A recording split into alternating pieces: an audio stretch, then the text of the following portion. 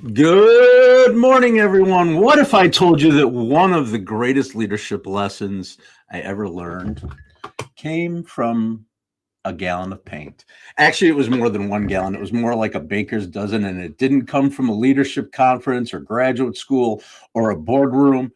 It came from two sixth grade boys. That's how old we were. Sixth grade boys who had a questionable grasp of physics, a piece of wood, and one unfortunate staircase. This week on Without a Net, we are talking about mistakes, the ones we make, the ones we hide, and the ones we blame on somebody else, the ones that leave an oil-based toxic rainbow across 14 wooden stairs, making denial virtually impossible. The real question is, what happens next? Good morning, my friends, and welcome. Welcome to Kindness Rising. Hello, Jess.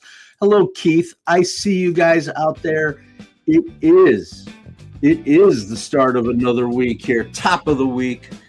How is everybody doing? Did you have a good weekend? Jess, I did for sure.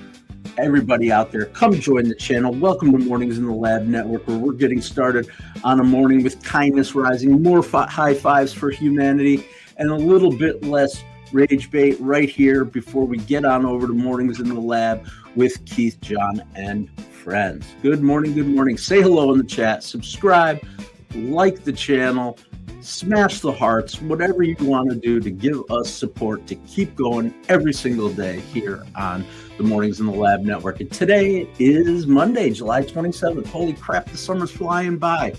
This is Kindness Rising, broadcasting live from the Fox Den, and we are beginning week 4 of our summer series, Without a Net. For 3 weeks, we've been exploring the conditions that allow people and teams to become more honest, more connected, and more fully human. Week 1, that was about showing up real. Week 2, speaking true with love. And last week, we learned about fearless connection, where we spent the entire week with my grandmother, Danda, who never seemed to notice the barriers that the rest of us had to connection. This week, the theme changes because eventually when we show up real, even when we speak honestly, even when we care deeply about the people around us, we still are going to get something wrong. We're going to misjudge a moment, or drop the ball, or miss a deadline, say the wrong thing, or in my case, drop approximately 13 cans of paint down a wooden staircase. So this week, week 4, is called Own the Mess. Not celebrate your mess or excuse it, not pretend the consequences don't matter. Own it. Learn from it, clean up what you can, and then keep moving, because guess what? The wheel is turning and we can't slow down. So let's begin. All right. What's going out there in the world in Kindness Rising? Come say hello in the chat. Get involved. Don't be shy. We're building the most amazing kindness crew community here that shows up every weekday morning, 7:30 a.m. Eastern, just for you. Yep. And here's my theme for the day. Making a mistake and being a mistake, those are not the same thing. They sound simple, and many of us have lived it, but we learned it differently. We learned that getting the right answer meant we were smart, or winning meant we were talented, being praised meant we were good. But when we failed, we didn't experience it as information. We experienced it as exposure. The mistake didn't simply tell us something went wrong. It seems to reveal something about us. Maybe I'm not good enough. Maybe I don't belong here. Maybe I'm not the person everyone thinks I am. And once a mistake becomes a threat to our identity, we become much more interested in protecting ourselves than learning from what happened. We minimize and explain. We point out that other people were involved. We carefully describe that one stair where that paint can landed, but not all the stairs where it trickled down. And it's not because we're necessarily dishonest. It's because most humans are highly skilled at building a story or a version event that allows us to either be the hero or explain it away. But leadership requires something different. It requires us to ask, what actually happened? What part of this belongs to me? What do I have to own? What is the truth that everyone else knows, but no one will say? That is the invitation this week, not to become perfect, but to become honest enough to learn, because the strongest people aren't the ones who never make a mess, they're the ones who stand in the middle and say, I did this, I was part of it, here's what I learned, and here's how I'm going to move forward. Thank you for joining me here on Kindness Rising. We're going to keep things going here with our Who in the World show. Every day we bring 3 clues to talk to guess a person who fits into our subject today. And here is your first clue. Who are we talking about? Who in the world? His early career included writing for entertainers such as Dean Martin and Jerry Lewis. Absolutely. An early career comedy writer for Dean Martin and Jerry Lewis is our first clue in our Who in the World this morning. Thanks again for joining me, and now we will switch it over. We're going to get to that story about the paint cans. We're going to get to more conversation, more Who in the World. Oh, wait, that happened today that I sort of knew about, but didn't really know. So I did a little research. Let's talk about it. But first, there it is. Those who stick around with us all the time know this theme song. Come say hello in the chat. It is our Kindness Spotlight. Every day we highlight good people doing good work here on Kindness Rising to get us up and going, get us started with a little bit of thinking about other people. And today is no different. Takes us over there to the left coast. I'm over here on the right coast, east coast, west coast. And yeah, some people have said I look like a gang, like I'm joining a gang with this headband on. But that's not the case. But this guy and this organization knows a little thing about gangs. The name of the organization is Homeboy Industries. Homeboy Industries, for more than 3 decades, Homeboy Industries has provided employment, training, healing, and support to people who are formerly involved in gangs or returning from incarceration out there in Los Angeles. And it began by a priest with a simple but powerful belief. A human being should not be permanently defined by the worst thing they have ever done. Homeboy Industry operates businesses including a bakery, a cafe, catering services, recycling, and an apparel company. But the work is bigger than the job training. It's about creating a genuine path back into the community, a place where people can acknowledge their past without being sentenced to live inside of it forever. A place where accountability and dignity can exist together, because accountability says, whoopsie, I did something here. Accountability says we did that we're responsible for what happened. But shame says what happened is all you'll ever be. Those are not the same message. One creates the possibility for repair, the other closes the door. Homeboy Industries describes itself as being the business of second chances. I love that. Because the second chance does not erase the first chance, the first chapter. It simply refuses to let that chapter become the entire book. That is today's Kindness Spotlight. Homeboy Industries proving that their story, people can own their stories without being imprisoned by them. All right. Jerry Ginger in the house. Mike Sullivan in the house. Father Greg Boyle, a phenomenal man. My mother knows him. I had a feeling you might know who we are talking about. That's it today. Homeboy Industries. All right. And I promise we are going to get to that story about the paint cans because it's a special one. Mom, ears up. I'm bringing it back to the west side. But first, let's get to our Wait, That Happened Today. Wait, that happened today? Yep, it did. It happened today. And I am talking about, if I can find this. Does anybody recognize this image? Does it look familiar? It looks like an airplane, of course, but it's a very specific airplane that made its first launch on July 27th. July 27th, 1949. 1949, the future of air travel lifted off from an airfield in England. This is the de Havilland Comet, if anybody doesn't recognize it. Nope, it's not the Concorde, it's the de Havilland Comet. And it was the world's first jet-powered commercial airliner. Yep. At the time, it looked like a miracle. It could fly faster and higher than any traditional propeller aircraft. A sleek design, large windows, a pressurized cabin. It wasn't simply a new plane. It was the beginning of a new age. But here's what happened. A few years later, the tragedy struck. Several early Comets suffered catastrophic failures in flight. The aircraft that had represented the future had to be grounded.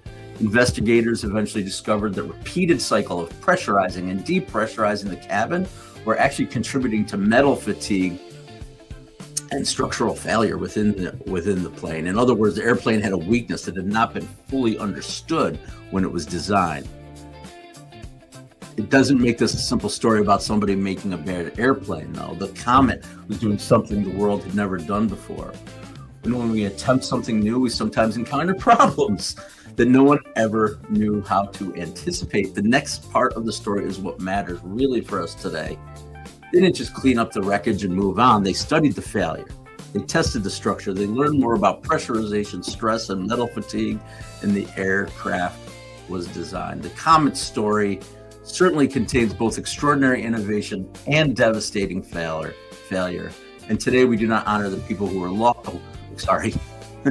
Today we honor the people who were lost, but we don't honor it by hiding their part. We honor them by learning the entire lesson. That's what mature accountability looks like. It doesn't reduce history to this was a triumph or this was a failure.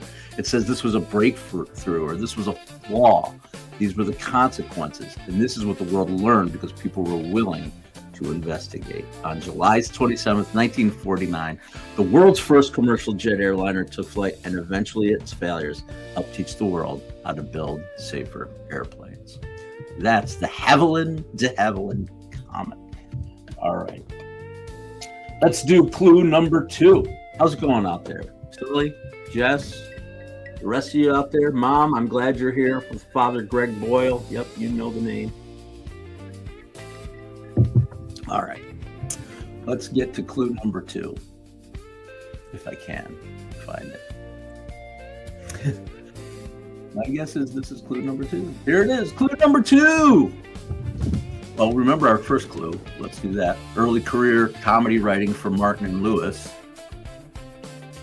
Clue number 2, changed American television by creating shows that brought real-life social issues into the American living room with a comedic spin. This guy changed American television by creating shows that brought real-life social issues into the American living room with a creative spin. You're eating your oatmeal. Great. Oatmeal is good. My mother, here we go, Roseanne, makes granola. You know granola? And I heat it up with a little bit of almond milk. She taught me this, and it basically becomes oatmeal, and it's delicious. All right. I don't know why I said that. That's my oatmeal story. Keep going. Oatmeal. Good stuff. All right. We did our clue. Now it's time for me to get a clue. All right, let's do it. Without further ado, we're going to get to the story. Do you guys know I paint houses too in my spare time? Yep, I paint houses. Not always on purpose. So let's take a little journey with me back to the Binghamton, New York of the early 1980s. And I want to give you a little context for this. The neighborhood that I grew up in, I was blessed, I guess, to grow up in a neighborhood that is just as classic as a neighborhood could be. Sidewalks, everybody knew each other, or, you know, if something happened, you knew there was a familiar face around to help. I was lucky with that in that regard. And I was also extremely lucky to have a handful of friends that I grew up with and experienced the joys of American boyhood with, and none greater than a guy named Ernie Savo. Mom, here comes the Ernie Savo conversation. Last week I talked about my grandmother. This week I'm going to talk about my friend Ernie, at least to start the week. Maybe I'll add other stories, but Ernie and I were first friends.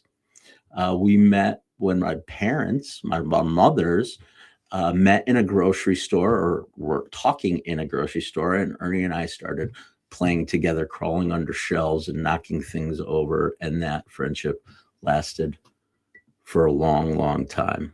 And so we're going to take a little trip back to the 80s, the west side of Binghamton, but we'll take it even another step further. Let's imagine, if we will, that our destination is a stone castle sitting high atop the Helen Street Hill. That's where the Savos lived. And a little bit more context here is that Italian-American family, the father, Ernie Sr., was an engineer from Purdue University, but he lived in two different worlds. It was amazing to watch. Yes, he's designing airplanes and other things over here, but on the other side at their home, you're talking about homemade wine and jarred tomatoes and just a huge garden and raising rabbits and just the classic kind of Italian gardens and concrete patios. And they had fruit trees in their yard, and every Sunday homemade pasta. Absolutely. And that house became my second home, the kingdom of my childhood friend, Ernie. And we'd been inseparable since we were little. And by 1983, we were sixth graders. Let's get to the story, which meant that we had the confidence of grown men and the critical thinking of garden vegetables and rapidly developing interest, of course, at 11 or 12 years old, and turning our bodies into elite athletic machines. Ernie played lacrosse. I was preparing for another season of Binghamton hockey. And on this particular Sunday afternoon, we always went right after church straight to the Savos house, and Big Ange had enough carbohydrates to sustain a small nation. But we decided it was time to pump some iron. It's ready, let's go. But here's the problem. We didn't have any weights. We didn't have any form. We didn't have dumbbells and barbells and plates and all that. But we were creative kids. And so we didn't let it interfere with us. Amongst those jarred tomatoes, homemade wine, and generations of Italian-American ingenuity, we discovered everything two aspiring fitness professionals could possibly need. Old cans of house paint, scrap lumber, garden stakes, and wood trim. To the untrained eye, that might have been considered basement debris, but to us, it was a fully equipped Gold's Gym. We began constructing weightlifting equipment unknown to the finest minds in sports science. We built dumbbells and curling devices.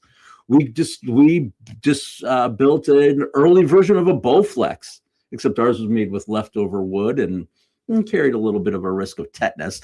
We tested our strength, we admired our work, and eventually we decided it was time to take that story, the entire operation, upstairs. I didn't write this in the story, but I'll tell you right now that Ernie had four sisters.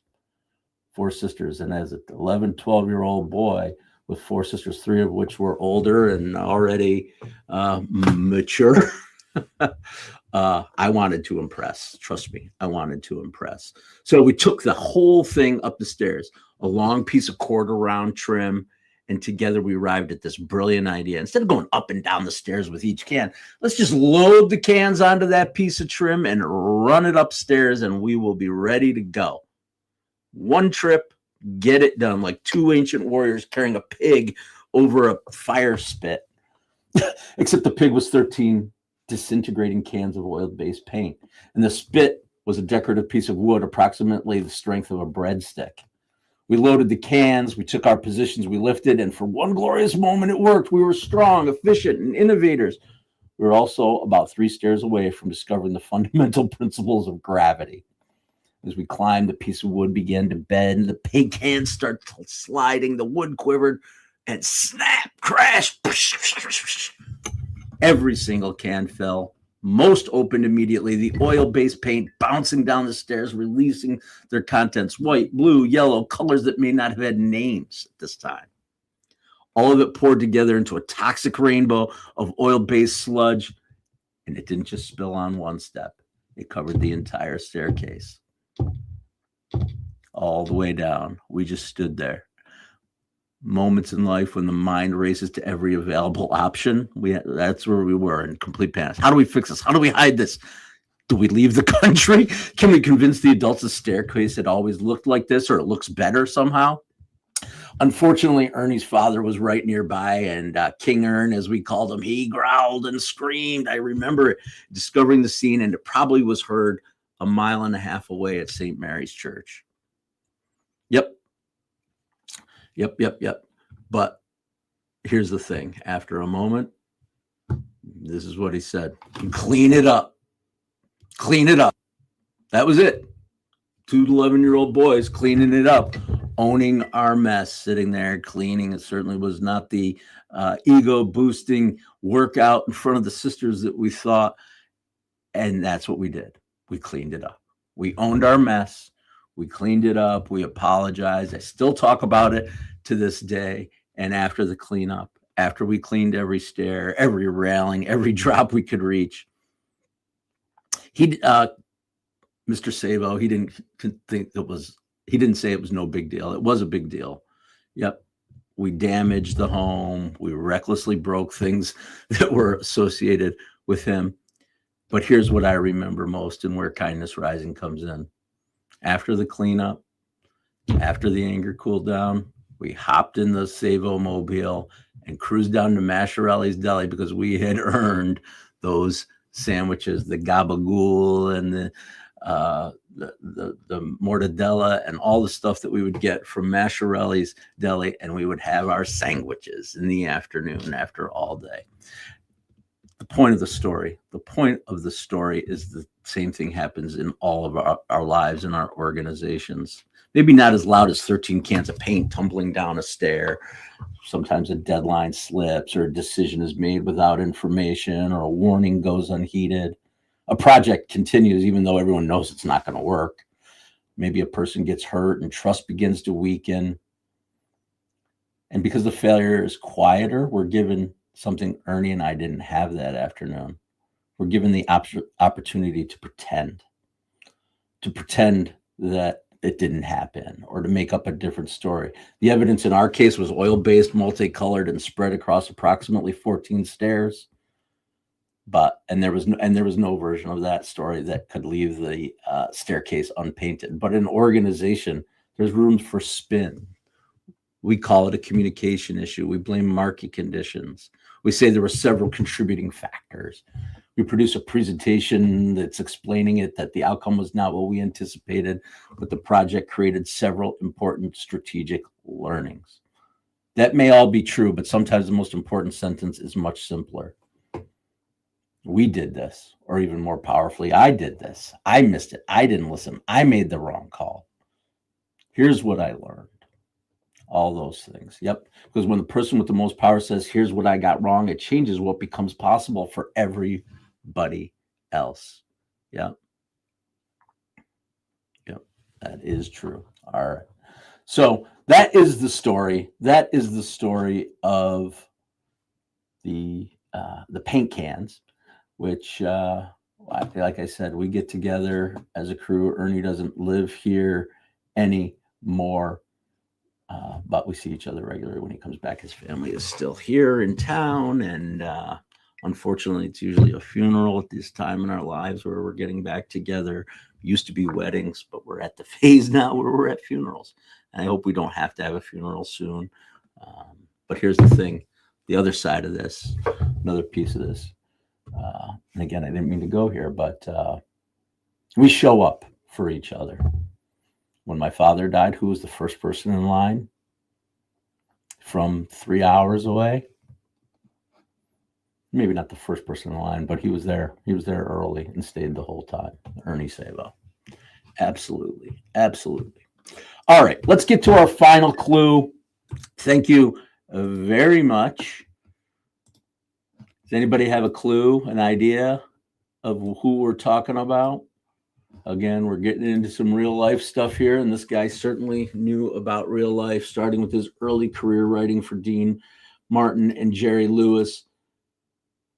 He changed American television by creating shows that brought real life social issues into the American living room, but with a comedic spin. Yep, Sully, I appreciate what you say. Every leader throughout history admits a mistake, owns it, and the people he leads respect him big time for that. I agree. And probably this person did too.